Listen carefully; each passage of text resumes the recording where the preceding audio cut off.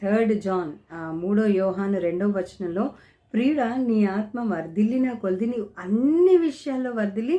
సౌఖ్యంగా ఉంటావు అంటున్నాడు కదా. మరి భక్తుడు అదే రీతిగా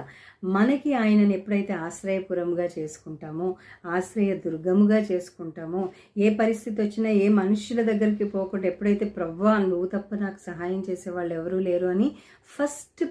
ఫస్ట్ ప్రయారిటీ ఆయనకి ఇస్తామో, ఆయన ఆశ్రయ దుర్గముగా మారి నేను తప్ప నా పిల్లలకి ఇంకెవరూ లేరు అన్న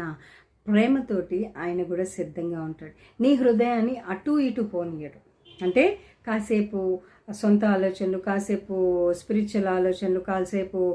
వరల్డ్లీ ఆలోచనలు, కాసేపు సలహాలు ఇచ్చే వాళ్ళ ఆలోచనలు, ఇవన్నీ కాకుండా కేవలం ఆయన మాత్రమే ఆలోచన చెప్పి నీ హృదయాన్ని